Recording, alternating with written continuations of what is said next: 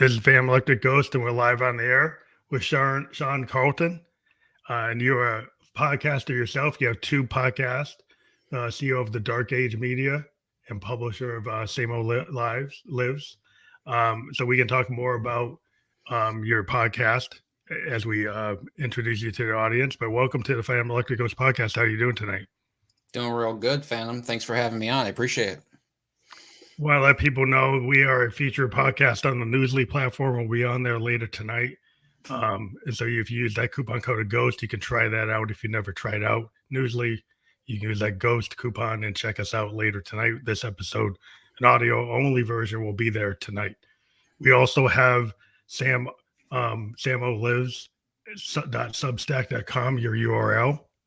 Mm-hmm. And that will be fully clickable when we're published, so you won't have to remember that, but that will stay here.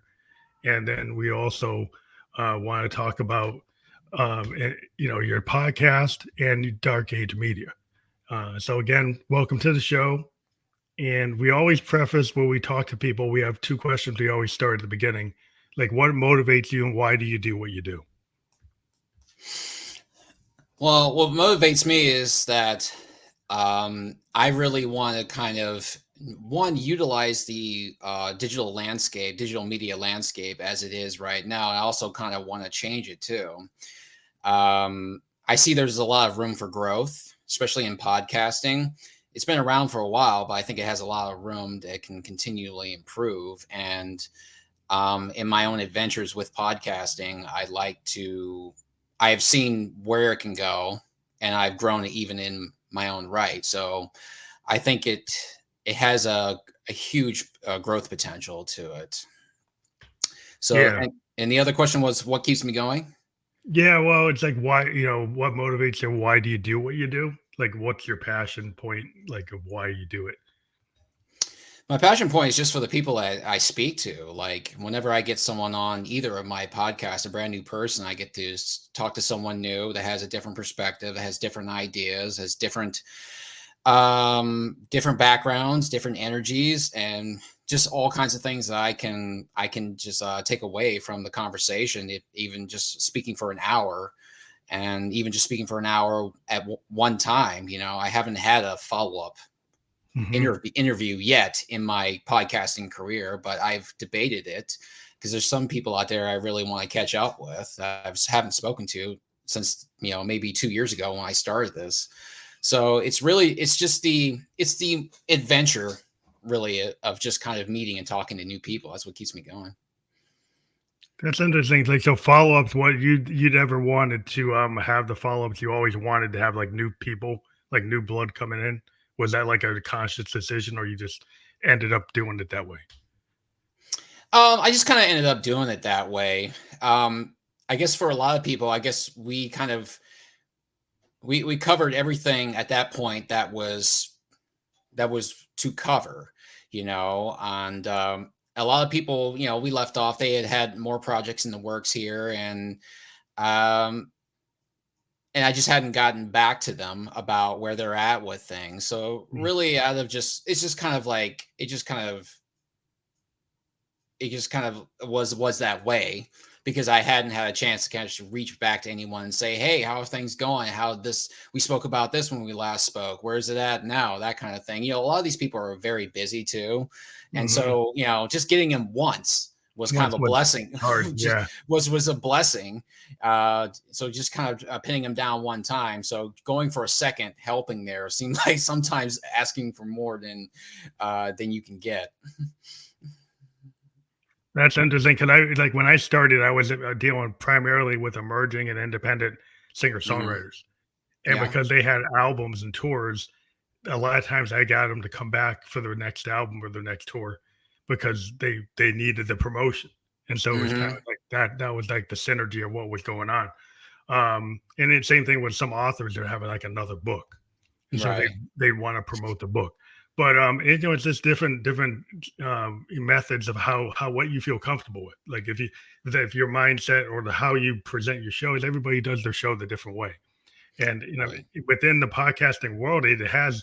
I started on a cell phone with whatever an iPhone was like 5 years ago. Uh-huh. That's what I did, and I didn't do.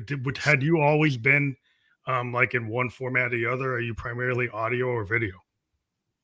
I was always audio and video. My setup currently today is more or less what it was just 2 years ago. I mean, I utilize a microphone more than I did, but even that's kind of gone back and forth. I just kind of went back into it, a couple months ago using a microphone. I thought my laptop microphone was okay, but then I kind of decided this sounds a little bit better. It doesn't sound bad without it, but it just sounds a little bit better.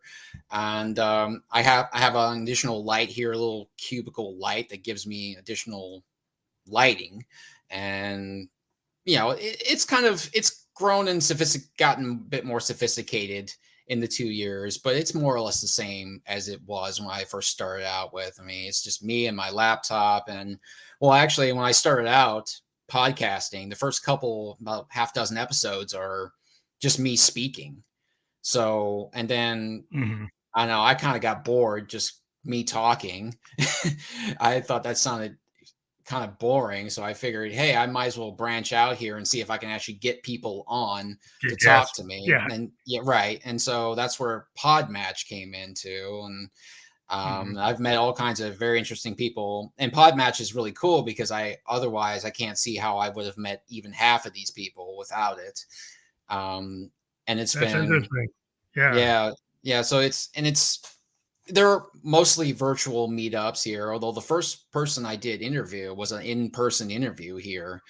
Oh, you did. Yeah, yeah. So I booked some space at the local library here, and she was local to where I live, and this was for Fitness Reborn. And she ran this really cool organization called it's like the it was called HEMA. That was the acronym. It was like Historical European Martial Arts Society, something like that. Wow. And yeah, it's basically where they do jousting. They do mock Oh, jousting and they do real jousting. You could, if you got signed up for it, you could do like the mock jousting, which is just like you're playing around. You're not actually hurting each other or doing anything like that, um, or fighting. And or if you really want to get into it, you could go the extra mile and actually do the real fights. She was part of the real fighting end of things. And yeah, so that was the first person I spoke to, and she was really cool. We really hit it off, and it was a great interview, and it just encouraged me to want to do more. that's interesting. Like my first interview experience back in the 2016 was on an app called Spearman. That was an Mm, iPhone app that allowed you to podcast, but it was recorded and it was recorded live with another person. So it kind of, you couldn't really do it by yourself. You had to find somebody else. And hmm what I was doing is I initially was approached by a guy that was pitching Spearman, and he was like a radio guy, and he had seen my catalog on SoundCloud, and he said, "I want to interview you and on a podcast." And I said, "Well, what is a podcast?"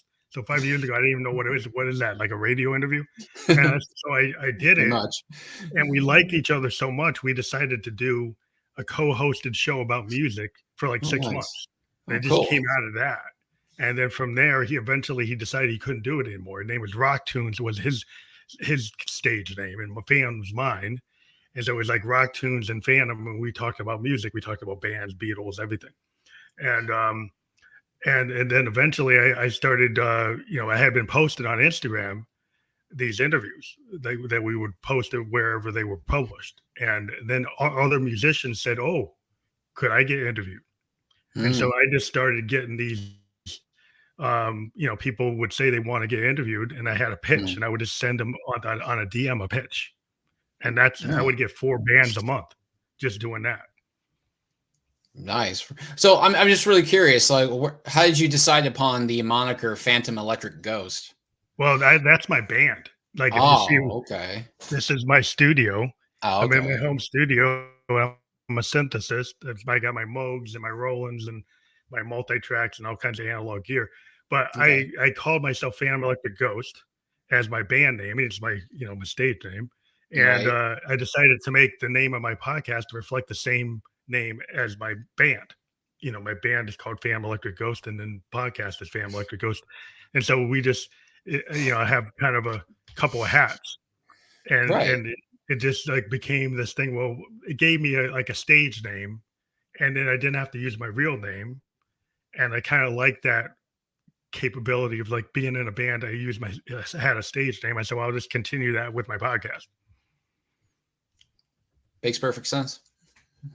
Yeah, it's just it also kind of leaves like if you get known for your real name, sometimes you get hassled, and and No. having some separation for me was Hmm. good because my day job, I'm a software guy, and I'm in the software business as my day job, and it keeps that kind of added. I have a separate LinkedIn for Phantom versus my LinkedIn for my software design, so I kind of Right. keep both worlds separate. Gotcha. I was just curious. It's really cool. It's a different way. Because I grew up liking guys that, Prince and Bowie, they created personas. Hmm. Freddie Mercury, they're the personas. They would come out with these different versions of themselves. And I was very interested in the theater and stagecraft of that. So I just said, well, I'll do the same idea. And it's kind of based in like science fiction, like they Hmm. sing the body electric, the idea Right. that ghosts have a synthesis and ghosts have like or like music has frequencies and electricity and frequencies are in everybody. And it's like Hmm. the ghost in the machine.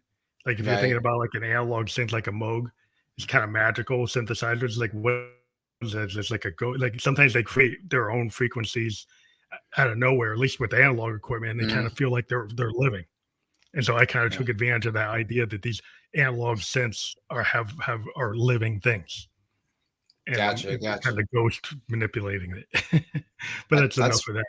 that's really cool. It's really cool. It's a great story. So I was just very curious. Like I guess that's just the host and me coming out. I was just very curious where that came from. No, it's cool. Yeah, not that many people ever ask me. Like I couple like I've had over 1,000 interviews. There's like 1,088, I Wow. think. Well, 87, and 87.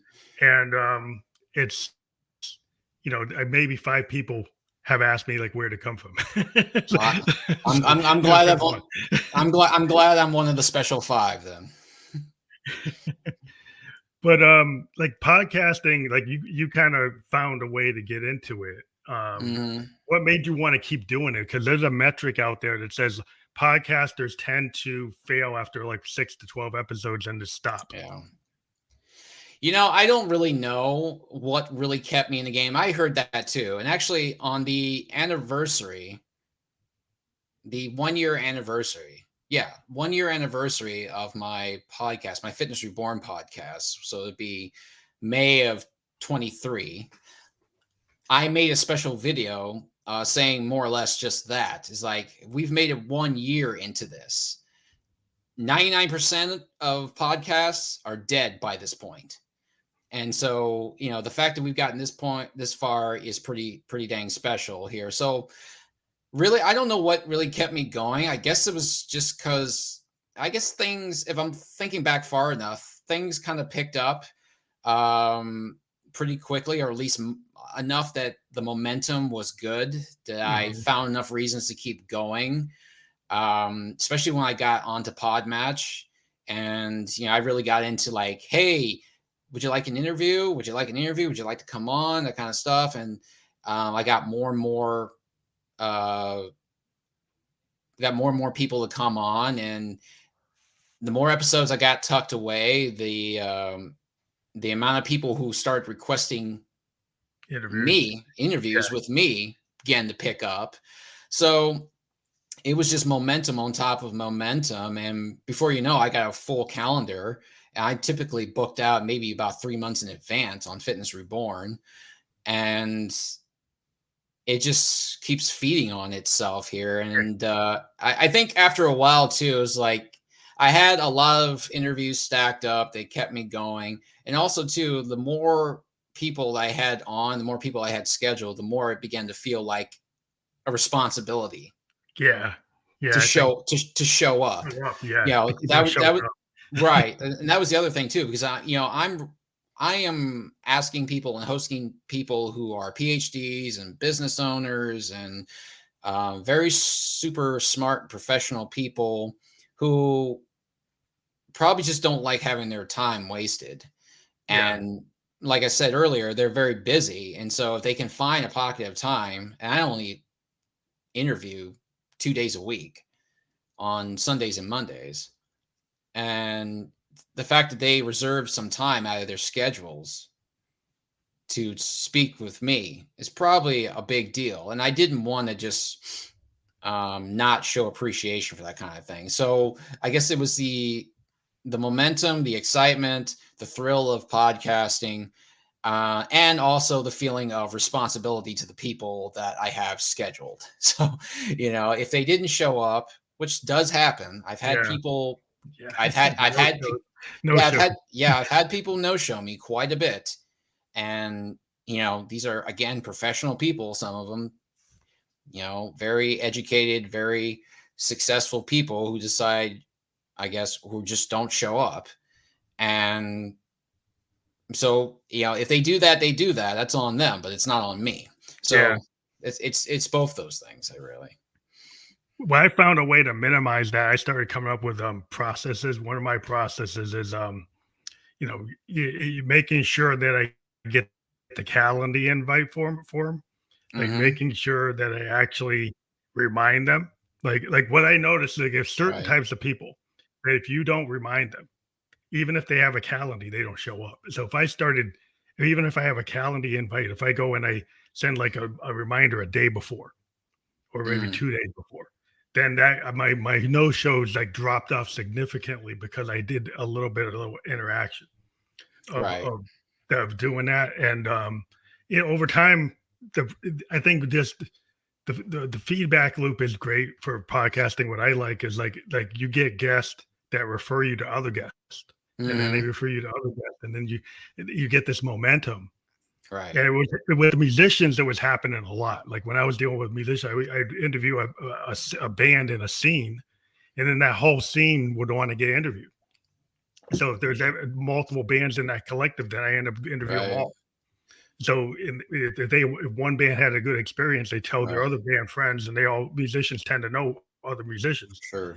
and they would recommend other people. And just like the same thing with authors, they know Right. other authors, and then you just get this continual feedback loop, and it becomes like you say, a responsibility. Like if I'm showing up and I'm consistent, then it becomes not that it's a job, it's like a passion thing. It's like I got 3 jobs. I got 3 things I do. I'm a producer, I'm a podcaster, I'm a musician. Well, another one, I'm a software guy. So this isn't the only thing I do, but I just find it very fun. And if I wasn't having fun doing it, I probably wouldn't do it. Like if it becomes something that's Right. like not interesting to me, then it won't continue. Right. And it definitely is fun. And it's definitely something that's taken me out of my comfort zone for the last 2 years because, I'm not a naturally outgoing, gregarious guy. I will be perfectly fine being at home, being by myself. Mhm. So it's just, it's a lot of fun, and it's really kind of, I think it's kind of given me a lot of personal growth in the last 2 years. And, you're right. If it wasn't any fun, if I just thought it was a constant slog, which I'll be perfectly honest. I mean, sometimes on certain days it does feel like way. It's like, man, I'm not in the mood to meet anybody. I don't want to talk to anybody right now. I didn't sleep very well. Mhm. I'm in a bad mood. I had a bad day yesterday, and I just don't want to meet anybody.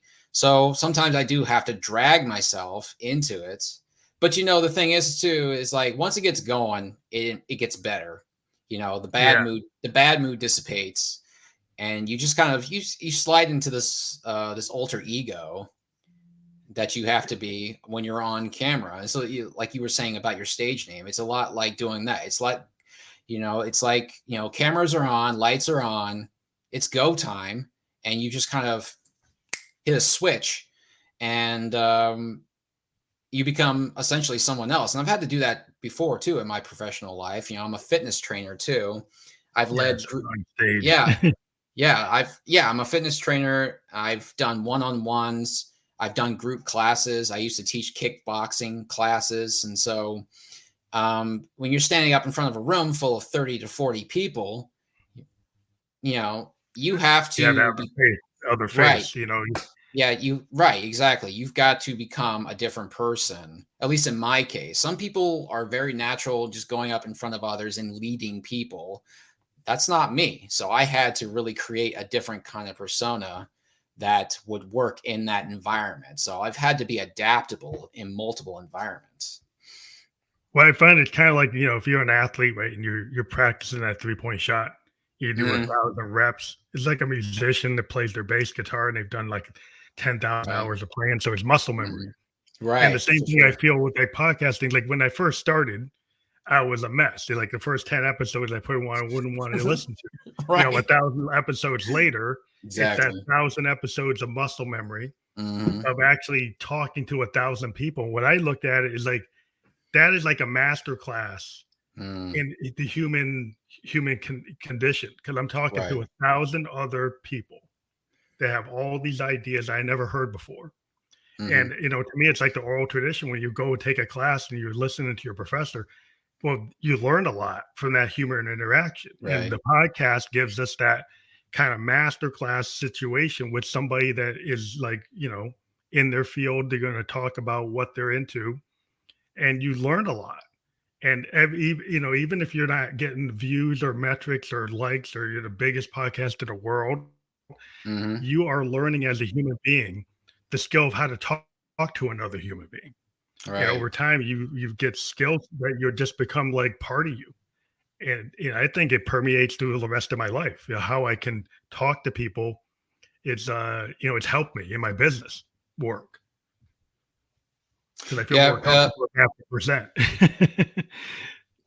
yeah, I mean, for sure, and it's putting yourself on death ground, which is where a lot of your improvements and your growth will come from.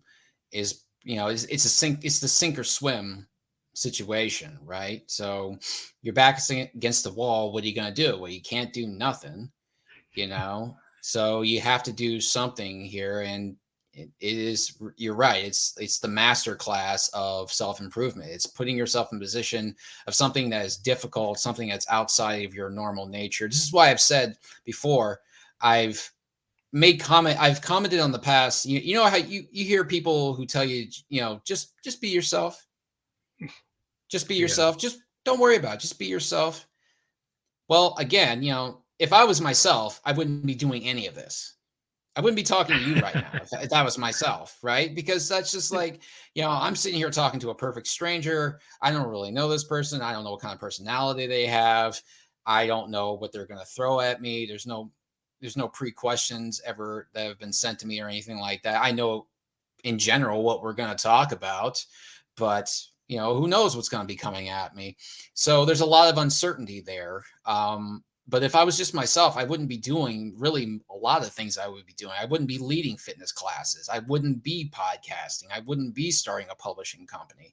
I wouldn't be in the digital media space. So I so I've said before that this idea of just being yourself sounds like great advice, but it's really not great advice. You no. know, You might stay it in a loop. I mean, right. if you're yourself, you might stay in a loop and just stay on the couch, Hmm. or you know, stay in the zone that you're most comfortable and never Right. challenge yourself. There's I always bring up this comment to musicians, but David Bowie brought up this thing, right? And they asked him, "How come you're always like shape shifting? How come you're always changing your genres?" And he said, "I don't feel comfortable as an artist unless I'm treading water." Mm, That he would go like, if you think about it, like he's Ziggy Stardust, he's a rock and roll, right? Then the next thing right. he's working with Luther Vandross, Right. and he Luther Vandross can sing better than he can. And instead of being intimidated, he took Right. it as a learning experience, and he played with Stevie Ray Vaughan, who plays better guitar than he can, right? Uh-huh. So he would go and put himself in situations where he wasn't the best Right. to push himself into genres that he wasn't really great at. Right. But Exactly. then he became this kind of enigma that he could cross through things because he was willing to maybe fail, maybe not do as well, maybe lose some of his audience because he didn't stay Ziggy, he didn't stay Thin White Duke, he didn't stay in the characters. He would, yeah, I did that. I could stay there, but that's boring to stay Yeah. there. So you Yeah. would shape shift and change. And when you're willing to push the envelope and willing to, take the hit that you don't Mhm. really know what you're doing, but you're going to Mhm. try it and Mhm. see what happens. Right, right. And it's so easy to fall into mediocrity because it asks nothing of you. It requires nothing of you. And I think that's a loop that a lot of people do get caught up into, and just the line that you should just be yourself just sort of reinforces it. I don't think it's malicious advice. I don't think it's given to anybody as something that's No. supposed to sabotage them. I think it's given with all the best intentions in the world. But I think if you really want something more for yourself, then you have to accept that maybe who you are in your entirety is just not enough. And you got to kind of build, not change who you are necessarily, but Mhm. build upon who you are. Take what you are as the foundations and then build up from there. That's all I come back with. I mean, Yeah. I don't know where you stand on that. Well, I think a lot of times that we have this inner child that's kind of pushed down. So Mhm, when we're a kid, we immediately jump into things. You jump on that bike and you keep on falling down. You keep mhm. on doing it. You don't get. If I know adults is like, I can't ride a bike, and they won't even try. I can't Right, roller skate. They won't even try. Right? They can't swim. I won't even try. But the kid, they'll go jump in the lake. They'll go do. When right. you have that inner child kind of thing, like I don't know what I can't do, and I'm gonna try it. I think we've kind of teach ourselves out of that. It was like you got to grow up. But what I Mhm, found with a lot of creative people, they still have that kind of childlike mhm. curiosity, Yeah, and they don't listen to the haters and say, "Well, you shouldn't do that. Or you can't do that. Well, you could never imagine doing it." That they say, "Well, why not? Why yeah, can't I do that?" And so it's still whatever their dream is. They don't think it's impossible. They think it's right. possible to actually evolve and to have like a growth mindset where, yeah, I'm going to go and try to expand rather than Mhm. to contract and stay in a narrow lane, you know? Exactly right. And if you do ask them, why can't I do that? Why shouldn't I do that? Why is that so impossible? The answers you get back are usually not very good or not very convincing, or they just kind of struggle to give you an answer at all, and they just kind of hope that they can just that line that, well, you can't do that, that's not for you. It'll just hang there because most people won't challenge it. um they'll just kind of, because I don't know, a lot of people have it kind of built into them or beaten into them that, yeah, you're right, maybe it is too good for me, and so they Oh, yeah, just we buy have a it. lot. Yeah. I mean, there's a lot of that imposter syndrome because, Yeah. you were told as a kid, you're never going to amount to nothing. You're not, you're ugly. You're this and that. So those child things, the things that happen in childhood, they stick with you. I've talked to tons of people, therapists over time, that Hmm. people are stuck in these glass ceilings or Hmm. boxes that were created in their childhood or created in their youth. And they don't, oh, what happened? We lost you. Well, we were having a good conversation and it just dropped out. So hopefully he'll jump back in. Maybe he just had an internet outage that we kind of worry about, but something happened. So we're just waiting for him to come back. Sean Colton, we were just talking to him. We just had like a technical difficulty. Hopefully he can get back on.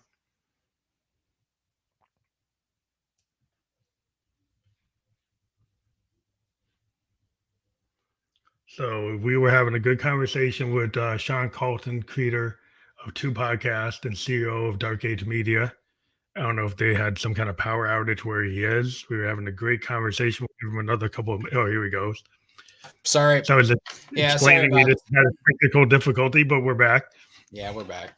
Sorry about that. That's all right. But we were just talking, I think, just about limiting beliefs and people self sabotage that kind of thing. We can go from there. Right. Yeah, and the other thing is too is like I most people, they get told things that about themselves that aren't necessarily true, and you know unfortunately, a lot of them do get it from the people who are closest to them, like their friends or their friends and family or their siblings and stuff like that. But a lot of times it's coming from people who, you know, whose opinion you really shouldn't put very you shouldn't value very much anyway, because they're strangers. They're nothing to you. They're not friends, Yeah. they're not family, they're just people. Especially now, this is all the more worse now these days in social media, Social where media, all the haters. all the Like the people, haters. yeah, you put your post out and then somebody goes like, "I hated it." So they take Mhm, the time to right. tell you they hated it. Well, you could have just Well, you passed it watched by, it. Yeah. but you find it important to let people know how much you hate things. Right? So, Mhm. okay, that's very fine. Being a creative person, that's fine. Like if you don't dig the vibe that we're giving off as artists, fine, move to the next artist. But this constantly, we get some people who will just continuously, but you hate it. Why are you always here? Why are Right, you always here if you hate right, it? right. And yeah, no good answers to questions like that for sure. Yeah, like that. Like, so that's why you have to like not let that hurt you. Because I know there are Mhm, some artists that they're so people pleasing that if they get the bad reviews, they get the Billboard bad review, they get the Pitchfork bad review, and then it kills them because mhm, they take the thing about being an artist is your vulnerability. If you're tapping into it's you. So that piece of work is a lot of you. yeah, So sometimes artists will take it very personal if they get like hit with a bad result. But a lot of times, to me, it's a learning experience because when you put something out there, it's like the law of attraction. Some yeah, people are going to get it, some people don't get it. A lot of great artists, the first time they put something out, like a Hendrix, his recording engineers thought the feedback was terrible. They tried to edit it out. They said, "What are you doing? You're too loud. You do this. You do that." So he kept on pushing and said, "This is what I hear in my head, and this is what's going to be there." And so you sometimes your immediate reaction from people around you, you have to kind of, if you believe in what you're doing, then you go with what you feel is what you're trying to express. exactly. And there's very few rules to really anything in life, especially when it comes to arts and creativity. Um, there's certain rules you should follow in life for sure.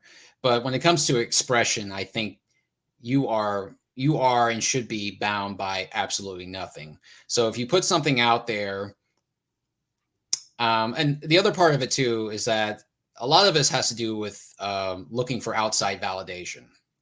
And if you Mhm. are someone who is constantly searching for that outside validation, and if you don't get it, then it's going to affect you a lot. So if you're going to do something, you have to do something for your own reasons too. It's wonderful when people are really receptive to the things you do.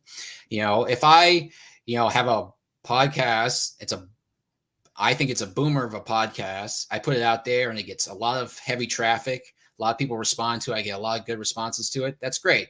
It's an intoxicating feeling, but I know that's not going to be every podcast I make. And I'm quite sure that, I think just about everyone I've talked to, with the exception of one person in particular, has been absolutely great.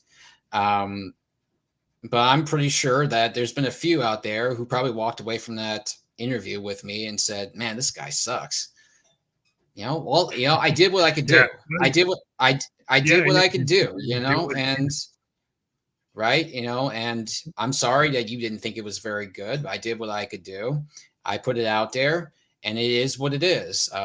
Like you told me before we started recording here, you don't do any edits. I do very little editing other than just kind of like, you know, intro videos and conclusion Mhm. videos, exit videos, that kind of stuff. But I don't really mess with anything anybody said or any kind of pauses or anything stuff like that. I kind of just let it be for the most Yeah. part, unless there's like a glaring problem.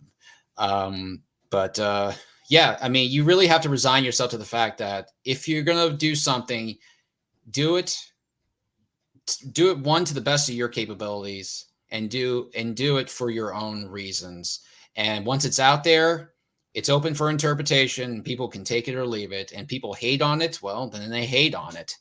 That's all. That's not. There's nothing you can do about that. Well, I think sometimes it's like you think about, being like in the flow state or in the, Mhm. being in the present and, being present rather than there's a lot of, in our industry, like in music, there's this whole thing about the perfection trap. Like because of Yeah, digital controls, I can right. go in and I can make everything perfect. Mhm. But I'm a big fan of old music. So if I go back to stuff from the 30s and the 40s and the 50s before all the heavy tech we have today, there's a lot of mistakes on vinyl. There's a lot of mistakes on the tapes, on stuff even from the 80s. The Mhm. stuff that's actually imperfections or what we call happy accidents are part of the nature of art.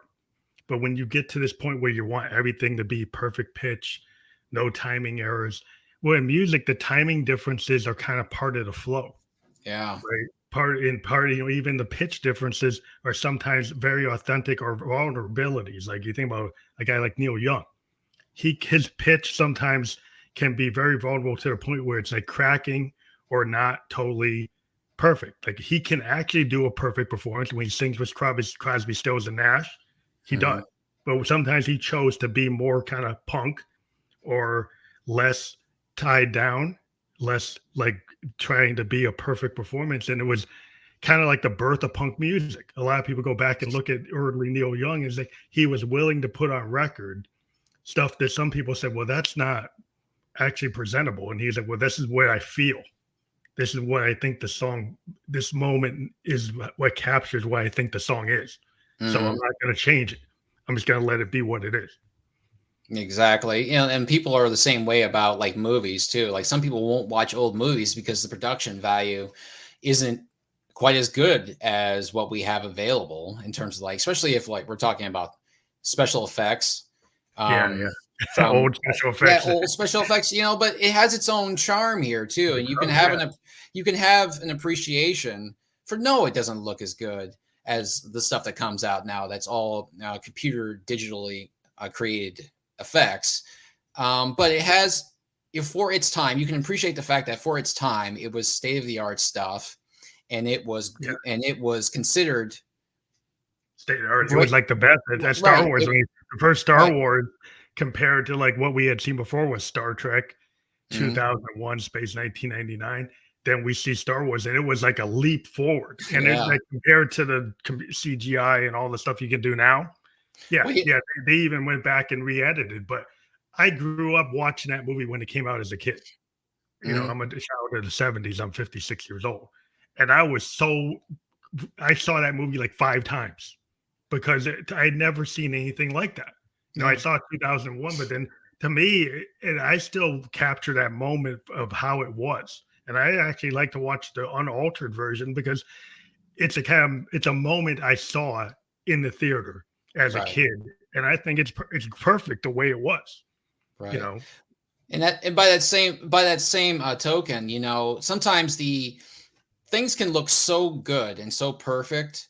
If we're talking again about movie effects, things can look so good and so perfect that it actually backfires yeah, because it's so advanced that it's realistic, but it's also it comes across as just not being realistic. it's You too good. know, and I'll give you an example in my own case. Like I'm a child of the '90s. All right, I'm 41 years old.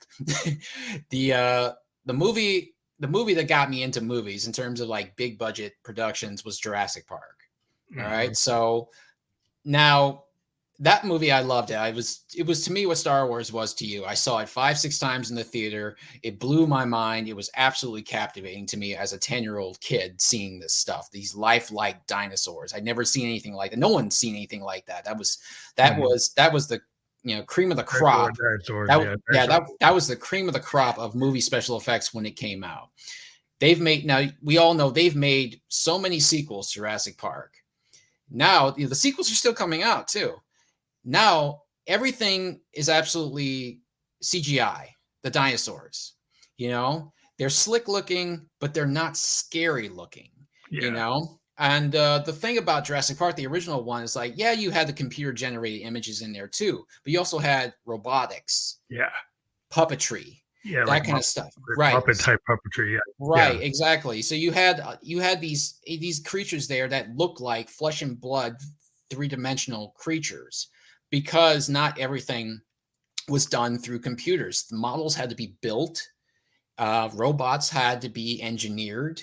You had to get teams of people here to run these things, to make them move.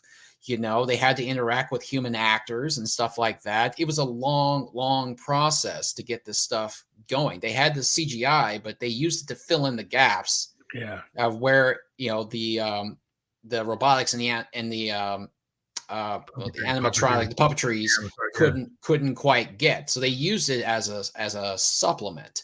But now it's the whole thing. Yeah, and that's a problem. Like I totally agree, because it goes to this thing about being too perfect. And there's something about the artistry, and in music we run into the same thing. I can sample and I can use AI and I can loop and I can do all this stuff and not really even know how to play a guitar or a piano, and just know how to be a producer. And that's not a bad skill set. Producers know grooves. They know what works together. But there's a difference from being a producer and actually being a musician. They can play the bass guitar through the whole 5 minutes of the song. Right. And something about actually really playing that bass for real, rather than looping it and sampling it and having maybe micro timing errors, or what you say are errors, but they're really the feel. So if you have a player that plays the length of the song rather than somebody just grabbing bits and throwing them on a board, that's real playing. That's using an analog instrument, not a sampled instrument, not a, like some kind of like digital recreation. It's a real analog instrument, like playing real drums versus a drum machine. A drummer that plays original beats that they constructed versus the drum machine, you'll always hear certain differences that the machine can never do. There's certain things about human drumming that a machine will never replicate. And if when you just think the machine can just replace the human, and in the tech we can replace the artistry of the puppeteer, this is where people start to make the mistakes. It's like there's something about things that are imperfect that are beautiful. Right. Exactly. And maybe they're missing the point. Right. I'm not dogging on electronic music. I like a lot of electronic music. I like the fact what a lot of these people can do with their stuff, how they layer things, how they actually engineer and tweak things, and they create this wall of sound that is, oftentimes very interesting to me. But you're right. I can definitely tell the difference between something that has been manufactured versus something that has been actually a product of human ingenuity, an actual person who is playing a guitar or playing a bass or playing whatever, and maybe doesn't hit every single note just perfectly. It's funny because I was actually at a band with a friend of mine several weeks ago, and they're a live band, and their bass player, at some point, something happened to his bass. It gave off some weird noise. It gave off some weird noise while he was playing, and it was an accident. Like, it wasn't meant to happen. And everyone was kind of going frantic, saying, "Where's that coming from? Why is that happening? What's going on here?" La la la. And I thought it was part of the show. I thought he meant to do that. I thought it was just an effect he was doing with his bass, and I liked it. You liked it, yeah. It gave off a weird sound. It gave off a weird accident. Right, that's right. a happy accident. Right, exactly. It gave off a weird sound that maybe was a little bit anachronistic to everything else that was going on with everyone else was playing in the band. But I liked it. I thought it was cool. I thought he actually meant to do that. But everyone else is looking at him like, what's going on over there? What's happening? That's interesting because there's a couple famous things like the Kinks, like "You Really Got Me," that song. The amp was broken, and the engineers wanted to fix it, but then Ray Davies said no, and his brother Dave Davies said no. There's something about the fact that amp is broken, that makes this song sound so different that we're going to put it out with the broken amp sound.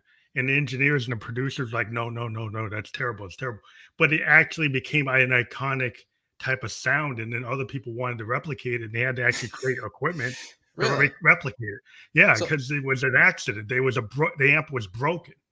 So that And that that that that that kind of nasient dun, dun, dun, dun, dun, yeah, dun, dun, dun, yeah, that's a broken amp? yeah, the amp was broken. Oh, very cool. I did So not know that that, see? there's a lot of stories like that in music where stuff was like, it wasn't, the mic wasn't right, the actual board was a little off, the timing's Uh-huh. off, the pitch is off, and it actually makes the song. Yeah. And then today, what people are losing is some of that kind of like, happy accident, or be living in a moment, or accepting what you actually hear and trusting it. Mhm. Where people are like, "Oh, no, no, I've got to go on the oscilloscope and make it perfect." It's like, what did you hear?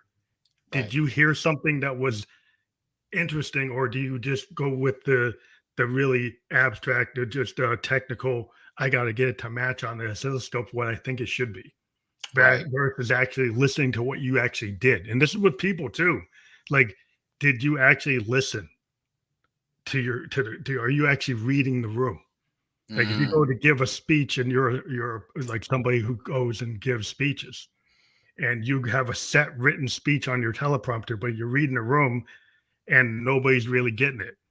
So then you Right. need to kind of address, like, moment in time, like what you're saying is not carrying over. You need to adjust. Right. And Right. if you just think you're going to stay on your script, well, you're probably going to bomb then. Is like, if you're Right. willing to adjust to the moment.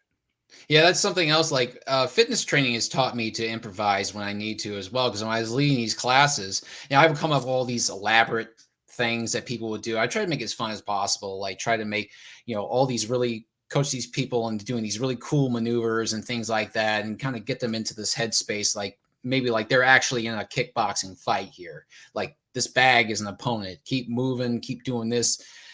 So it becomes more lifelike. But there were times Mhm. when what I was trying to communicate just was not going over very well. People weren't getting it. They were messing up. They were giving me these confused looks. And so I had to pivot and say, instead of going through all these elaborate, maneuvers, let's just go back to something basic just to keep people in this flow state, keep things going, and so, Engaged. Yeah. yeah, right. People get their workout in. They're not getting pissed off at me because I'm confusing them, and they can walk away saying, "Oh, that was good." No, it wasn't everything that I had planned, but you make a plan, and then you keep the options open, and that's Yeah, the same. it's not that you don't plan, Right, but you're right, willing to deviate from your plan if the moment necessitates that you can. right, Yeah. exactly. And it's the same thing with podcasting. I can't tell you how many times I've hosted somebody, and I've had to read the guest I'm talking to. Like, and some people, a lot of people they ease up a little bit. A lot of people go into it like they're kind of cagey. They're kind of Mhm. very, very probably nervous. They don't podcast very much. They're new to it. And so it takes them a little bit to kind of warm up to it. And once the ball gets rolling, then things really get rolling. But sometimes, I generally talk for about 45 minutes to an hour, but sometimes though, there's just not really, Enough there. there's Yeah, not yeah, really you enough can, there. yeah, You got, if you feel it not kicking, like, you can feel that you right, get these silences. right. Typically, when I get people, I try to get them, listening skills is like, I listen to what they're saying, I let them make their point. And Hmm. if they have all these questions they like to be asked, but if I dive into something that deviates from all those things, then I let it go that way. And Hmm. so I kind of treat it like a fusion jazz session. Like, Right, if the bass player deviates from the main composition, it's not that we don't know it, but we're going to deal with the fact that he decided to take it somewhere else. right. And if you can trust that, like, if you can live like jazz, Hmm. then things will go a lot easier than if you get flustered because it's not going. What I've run into is some people want to go on a script, and I'm very jazz like, and then Yeah, I realize that they want. Then I have to shift my jazz strategy to, they want me to go question by question that they had prepared, yeah, and that's yeah. what they want. So I say, okay, I'll give them what they want. Because I can see they're getting frustrated. So okay, I'll go give them what they want. They don't want to do free flow, but Right. Yeah, exactly too. And that's why like I don't put any restrictions or any kind of expectations on people when they talk to me. If you look at my profile, it's very sparse. I don't throw any questions out. Like, it's your show. You ask me what you want to ask Yeah. me. And I kind of do the same thing with my own programs here. It's like, it's just like I have a set list of questions I ask just so I can have something to reflect back onto um, as we're going along here. If, things aren't really kicking along here and we're not necessarily on code just yet. And so things are kind of dry. Now I have something I can just kind of keep things Go going in. and Yeah. until, but if I have about maybe 10 questions, I'll maybe ask 3, 4, maybe half of them. Yeah. Half of, yeah. And the rest, That's and a good thing. Yeah. right, and the rest are like follow-up questions to things that they've said, and that's how I like to go.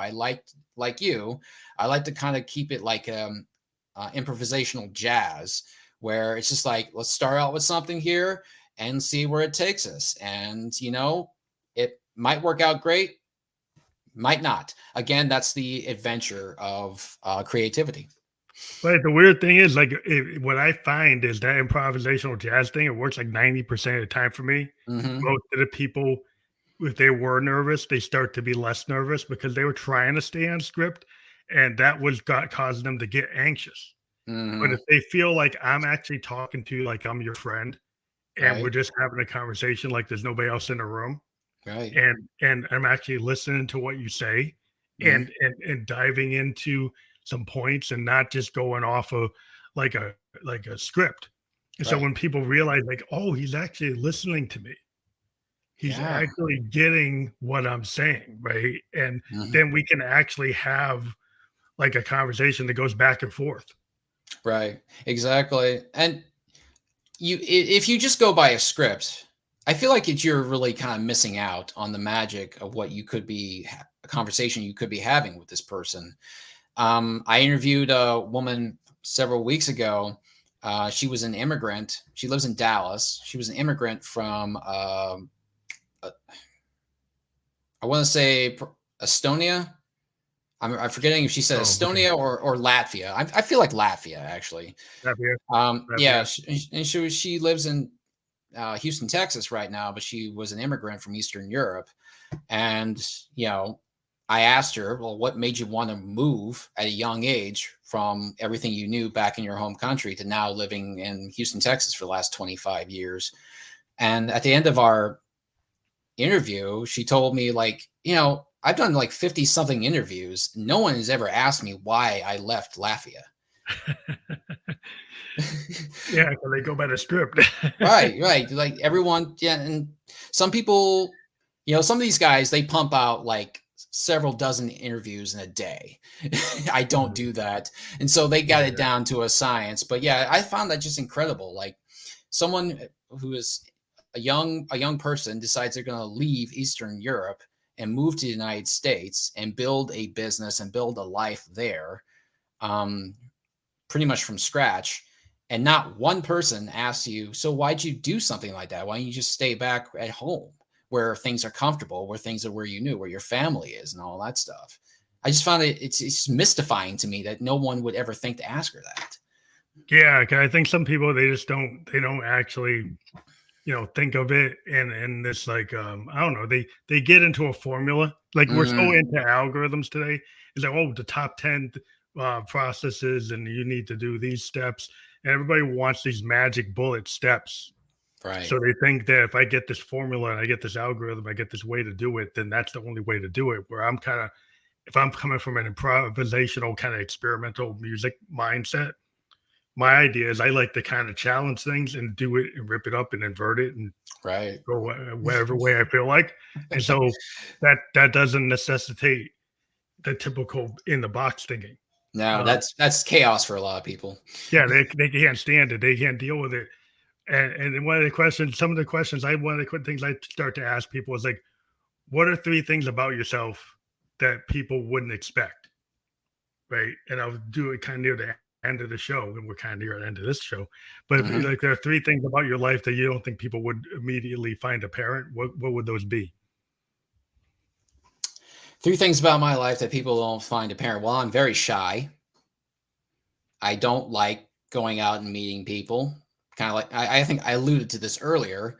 I'm a very introverted person. I'm an only child. So I grew up just with things just being me and my mom mostly. And so I got used to being inside my own head. And that's a good thing because you're comfortable in your own company. It's a bad thing because it does kind of stunt you socially. It's you know it's both an advantage and a handicap. So that's something that probably most people, well, I mean, some people might kind of get that from me if you met me in real person, but Your person. if you online, just given what I do, you may not suspect that. Yeah. But no, that is definitely me. Yeah, it's interesting because a lot of times, stage personas, I run Hmm. into that a lot. Like when I produce with like work with a musician, and they can present this like a hyperbolic kind of like way over the top. But Hmm. when you deal with them, they're like super nervous, have tons of anxiety, not self confident. But they get on stage, they're like Mick Jagger. Yeah, They're like Prince. Prince was famous for that. Like he'd be on stage when you try to talk to him, he's like painfully shy, yeah, painfully awkward, not as smooth as he appears. And yeah. even actors can get into that zone. It's like they could do this amazing performance. You try to talk to him, and you can like, oh, I can't even get anything out of him. I Hmm. get like he's like very difficult. He can't. But on stage, he looks like he's like he can be anybody. He can Yeah, present everything. It's like it's just people have these different like masks that they right. put on, and it's not always what it appears to be. Absolutely not. And then I guess for your audience, you talk about your company. We didn't really go into it like dark media. All right. Like how did you decide to have that create that company? What was the reason behind it? Uh, well, the podcasting started out with Fitness Reborn with Sean, which was really, I kind of intended that podcast to be like an adjunct to my fitness business. So I was a fitness trainer, and so I have this podcast, and the idea was that I could use this as a platform, maybe for my own clientele, but also for myself and whoever else wants to listen to it. That there's so much information, so much knowledge out there, so many different people from different points of view, different thoughts, and there's so much out there. And I guess I started this during COVID, and me and just about any other person that had a microphone and a laptop and internet access. Hey, I can do a podcast. That's the thing to do, and so I did it. And really, so from there, I decided I was going to focus less on the fitness business and more on the fitness podcast eventually, because I saw this just kind of continuing to grow, and it's still growing. And in my infinite wisdom as a business owner, as an entrepreneur, I figured, well, maybe I should put this under a heading of some type. So I chose Dark Age Media. I'm not entirely clear on where that Came from. really came from. I think it was kind of like, I think it was inspired by my fitness company, because my fitness company was called Renaissance Fitness. Mm. And Renaissance, my emblem, my insignia was Da Vinci's Universal Man, Oh, Renaissance, uh-huh. Universal Man, Da Vinci, Yeah, that kind yeah. of stuff. And it was just kind of like an offshoot of that, because Leonardo da Vinci is like the very antithesis of everything having to do with the Dark Ages, right? Yeah, He he's a he Renaissance right, man. right. He's a Renaissance man. He stands for scientific, artistic, enlightenment, Yeah. and like the very pinnacle of everything that we associate with the Italian Renaissance is Leonardo da Vinci. And so Dark Very Age, expansive Dark- person. Yeah, it's very like don't have a lot of boundaries, can mix right, the arts with science, right, with art. exactly. Yeah, Mhm, that's it's right, a different type of, the Renaissance people are thought of as like, wow, they're right, multitaskers. right. They And that so they like, can't yeah, pin them down. right. And so Dark Age was kind of like I The guess opposite. the opposite, almost like a regression from that, I guess in some ways. That's kind of a negative spin, but I guess it is that. So we had the Renaissance, and now we're in Dark Age. And I don't know, it just sounded cool, Dark Age media. And Yeah. then I got this cool text, this cool font, and I was playing it around with on my Canva account. I was just kind of mixing. That's the other thing too, is like the graphic design of all this stuff here. That really just I love it. I love it. All this editing stuff that you can work with, I just love it. And I was just tooling around with it more and more and more, and it started to come together. And I was just like, I'm not sure this makes a whole lot of sense, but It makes sense. A lot of times people come at things like, the punk aesthetic, the idea, like you had all these progressive bands like Yes and Genesis, Led Zeppelin, all that. And then people say it come to Clash and the Sex Pistols and the Ramones come along.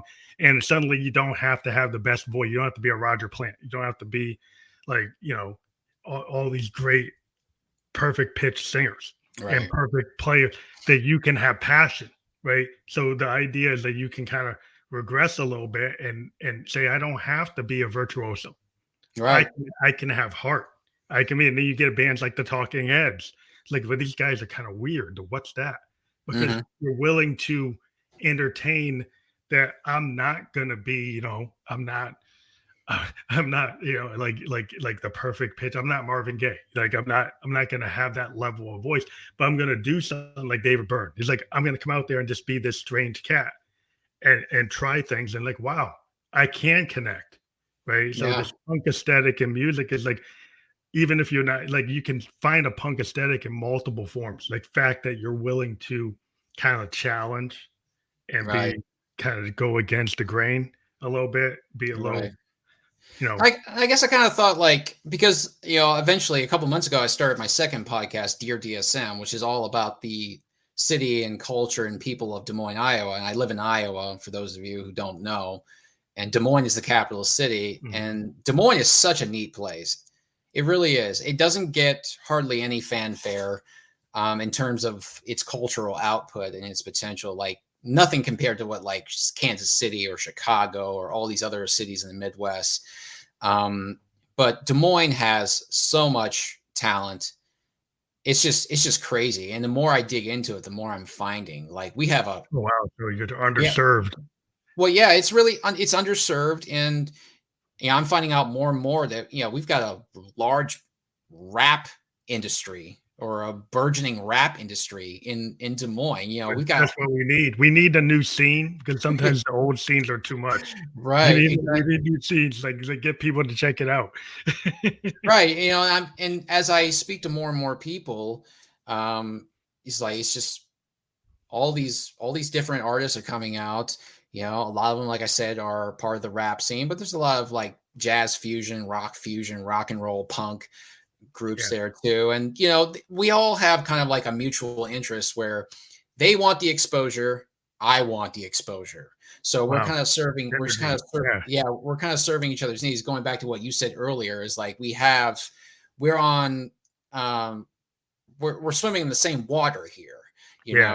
We both want the exposure. I want the exposure for my podcast. You want the exposure for your songs. So let's just kind of like help each other out here, and let's just make this happen here. And everyone you create like if you create a collective scene, like if you like, part of what I was originally doing with my podcast is creating like an emerging independent artist space. We even did like festivals where we did 3-day festivals of all the bands we interviewed. Went and played 3-day festivals for 2 years. We did these Peg Bedroom Producer Festivals where we had the bands come on and do live sets from like their bedroom or their basement or wherever they were. We had an Australian band do it from a soundstage. Nice. We had other bands do it from their bedroom. We had other people do like music videos and present them, and they had a half hour to present their material. Rather than do an interview, we had already done the interview, let them do a little mini concert on a festival. And so like when you start to create your own stage, then you can bring people onto those stages, and then give them, a chance to be heard and seen, which I think that's what we're trying to do as podcasters, I believe. Right. And I think, honestly, that's the way it's always kind of worked. Like, back in the olden days when artists and radio DJs were working in tandem with each other, a lot of a lot of bands and a lot of artists got recognition because somebody who had a radio station and a pretty sizable audience and maybe had an ear for something that was new and could appreciate it said, "Hey, I like this. How about we get you on the show? How about we play a song or two? If you've got something, you got a tape for me or something like that, I think I think you've got real potential here. I think that my listeners would appreciate this. Or if they've never heard anything like this, but I think I like it and they listen to me. So I assume that they listen to the things that I say. And so if I put my muscle behind you, who knows? You might actually just take off here. So Well, I think it's the hope for music because we have so yeah, many like corporate structures trying to kind of dumb down the variety of music. exactly. All right. And what I always liked is the local DJ scenes, where in the old radio world is you have a Detroit scene, the Boston scene, New York scene, Los Angeles scene. All these scenes and different DJs would push those bands from those scenes, Hmm. right? And then people would get to hear the Chicago sound or the Mississippi Delta sound or the New York sound. And you would get to be able to get it. It wouldn't just be like, oh, there's the national decided sound from the record label. Right. Like, you would get these people coming up from the basement, from the Right. underground. Right. And so I've always been a big purveyor of like the college radio, Hmm. indie radio, mixtape type audience, underground, bootlegger kind of idea is like get those Right. people to as many ears as possible. Right. And it only takes one artist or one group to really put a city on a map, because who even care about Liverpool before the Beatles? Yeah, they did. Nobody cared. Who gave a damn about Liverpool before the Beatles? Who cared about Seattle before Nirvana? Yep. It's just like, all these little, kind of backwater, well, not really backwater, but just kind of like non-entity cities and communities that no one really thinks about. But then someone comes onto the scene that attracts enough attention, and it's like, wow. And now we have things called the Seattle sound or the Chicago sound, or the Minneapolis sound, that kind of stuff. Minneapolis sound It, for Prince. Yeah. yeah, for Yeah. Prince, right? Who comes again, like Minneapolis. Who thinks of Minneapolis? Who would think of Minneapolis Minneapolis has a without sound. Prince? But Without you Prince. had Prince, you had Paul Westerberg, you had Husker Du, you actually had a Minneapolis scene that was kind of varied. It had Hmm. punk bands and it had funk bands, like the time of Right. Prince, and then you have guys like the Replacements, Husker Du coming out of that city. It's like, wow, that's actually a scene I really got into. Hmm. Being in the '80s, I was into punk along with funk in jazz, but it just like I think just allowing people to be very expansive Hmm. and you just like okay, maybe you don't dig who I'm talking to today, but maybe you'll dig who I talk to tomorrow. And Right. so just tune in because it's going to be different all the time. And maybe you like that. And so Right. try that and see if people dig the variety. I think Right. that's the best we can do for our audience is like if we're entertained, well, then maybe you ought to check it out because there's a reason like why we think this is cool. So Right. yeah, check us out. Right. And going back to what you said about how kind of corporate companies kind of like engineer a lot of the stuff that people listen to, or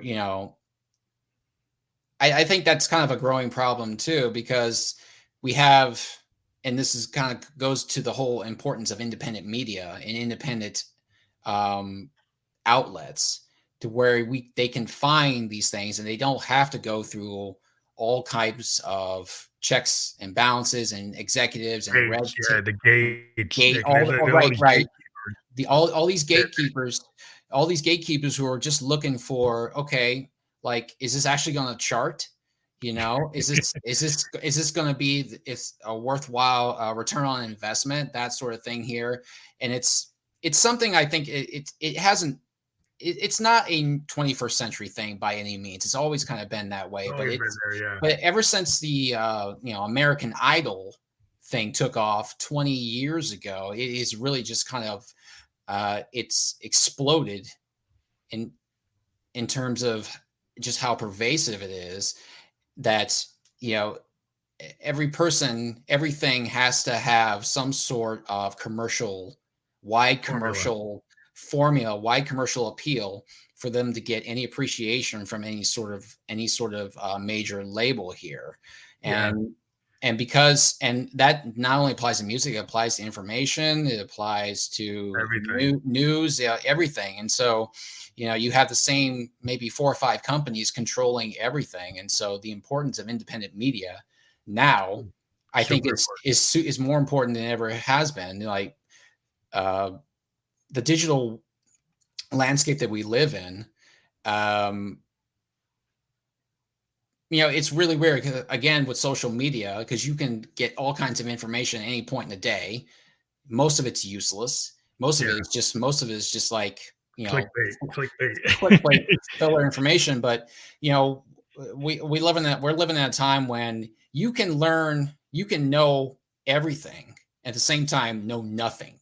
Yeah, You because so much know, clickbait, so much useless right? information. Absolutely useless information, and whatever potentially good information or worthwhile information you are getting has been put through so many filters that you don't even know, like, What the real deal was. Yeah. right, and you don't even know what you're hearing now or what you're reading now is actually true, because you don't know how many different levels it went through, it No, filtered it's down. edited to just be tittillating or give you a piece of the Hmm. truth. And so if you only get a piece of something, it's like a lot of times the clickbait, it will usually be diametrically opposed to like what it actually says. Right? Right, You actually read it, and it's this headline that doesn't match the topic. It right, was and just so designed to get you to jump into it, and it's like, well, that's not even right, what they right. said it was. So They just if you heard like some sort of soundbite, or you read an article, and maybe if you backtracked it a couple different steps from the origin of the actual bit of information, then you might find out it's completely different than what you were fed. And yeah, just it's this, out of and context. They right, take the and line just out of context. right, and just this maybe 5 second or maybe 30-second long blurb that you just listened to. And so, if you want to call that dark age, there you go, because Well, yeah. everything And is just kind of regressing. yeah, there's a regression. I remember Frank Zappa. I'm a big fan of Van Oh Zappa, and yeah. he used to say, back in the day, we didn't like our kind of cigar smoking executives in the music industry, but like I wish we had them now, because he said the guys today, the old guys would say, well, I don't really understand this music, but maybe somebody will like it, so I'll put it out. Hmm. Right? Where Zappa says to now, you got guys who say, "Well, I do understand it, and I want to just take like an algorithm and repeat it, and only repeat this, and I don't. Right. I'm going to limit." So they're very fun. They're funneling what they think is they think they have too much expertise, and like Frank said, these guys are kind of dangerous to the arts because they think they know more than they do. Where they have a Hmm. very discerning taste that they is super limiting, and he Hmm. said some of the most experimental bands that ever were allowed to happen in the 60s to like the 80s. And then Right. the big companies took over and said, "Oh, no, no, we know better." And then you don't get that. You don't get the Lou Reed, Velvet Undergrounds. You don't get like the Talking Heads. Like, would you get a band like the Talking Heads today to come out? Probably not. You wouldn't get like a Lou Reed, Velvet Underground. You wouldn't get Funkadelic probably couldn't even get out the door. Like Yeah. there's so many gates like are actually stopping really good music because it's like, oh, let's get another clone of Taylor Swift or Beyonce or some whoever the top 10 rapper is, Hmm. and not actually looking at the fact is music. Hendrix was somebody that you never heard before, you know. The Beatles, the way they did stuff is like that was not really being done that way. But now you don't even let innovation come through. No. You just want to repeat whatever worked. Right. It's a very much, it's a closed environment. Um, Entertainment, media, information. It's really sad. And so my hope is with my company, especially with my publication, SAMO Lives, by bringing people in that I think have something substantive that they can offer the world. And it doesn't have to be anything necessarily that is close to what I do, but Mm-hmm. somebody that has things that they can contribute, that together we can kind of grow with this publication, and we can get your voices out there, because there's a lot of talented people out there who don't get the spotlight, who don't get a lot of fanfare, who have to deal with the gatekeepers, whoever they might be. And I think this is just the brilliance of everything that we are doing here in these mediums, because there's a lot of restrictions on speech. Otherwise, there's a lot of people being canceled, Yeah. for ridiculous reasons here, because it's just enough people said, I don't like what he said. Well, then I'll quote you, George Carlin, just turn it off then. Turn it off. Yeah, that's why I always said, if you don't like the music, turn it off. Don't try to ban the Beatles. Right. Right, They tried exactly. to ban the Beatles because they didn't like what John Lennon said. If Hmm. you don't like it, don't listen to it. Don't burn it and ban it. But that's the mindset. But we have gone over, but we were having such a good time. I didn't want to cut it down. Me But either. again, SAMO Lives, Substack.com is fully clickable. If people click there, tell people what they find there. Well, what they find is mostly, this is where I upload all my podcasts. So this is the uploading platform for my podcast. So you'll find my podcasts, my podcast, Dear DSM and Fitness Reborn with Sean. I'm also working with a woman right now. I'm just helping her start her own podcast. She's in the health and wellness and fitness space, same as me. I'm working on getting her podcast up and running. She hasn't actually interviewed anybody, but we're working on that. I've got a section designated for her, so when she gets podcast going, that'll be uploaded. You'll find articles by another contributor who I just kind of took on, a woman I interviewed not that long ago, actually. And you'll find some blogs from me too, and the blogs are varied. You should go in there and check it out. I got a blog on John Coltrane, actually. Oh, cool. Yeah, I'll be into Yeah, that. I'm into yeah, that. you should. Yeah, you should go check it out here. It's not about John Coltrane himself. It's Well, it's about a particular work that he did, oh, and a so piece. and so a lot of it is like a playground for me. It's like, oh, I got a moment of inspiration. I'm going to write about something that I think is really cool, and so you can kind of go through some of the blogs there and see that I got all kinds of different things going on there. That's But cool. it's Yeah, but I like being expansive. So if you're yeah, doing stuff that's cool, I'll yeah. check it out. So I got opinion articles on a few different things in there. So it's a small publication. It's just taking off. It's only a few months old. My plan is to expand it with word of mouth and with content and with actual substance. So my goal here is to actually bring things to people that I think will help advance their life forward, and things that hopefully or things that they maybe would not have known about otherwise. And so my whole goal here, really, at the end of the day, is to be a facilitator. That's all I want. I think that's what podcasters we do best is, Hmm. and I thank you for being on the show. And it's Thank great you. to talk to a fellow podcaster, because I do believe this forum is a really great forum for having freedom of expression and not being canceled, and being able to say, we're only canceled if we decide we don't want to do it. Right. So, Right. we're as long as we decide we're going to do it, we're going to be here. So that's cool. So thank you again for being a guest on the Family Electric Goes podcast. And everybody, we were just on Facebook, YouTube, and Twitch, and we'll be on all the other podcast platforms where you can listen to podcasts or watch them by tomorrow. And thank you for being here tonight. Thank you, Phantom. I appreciate it.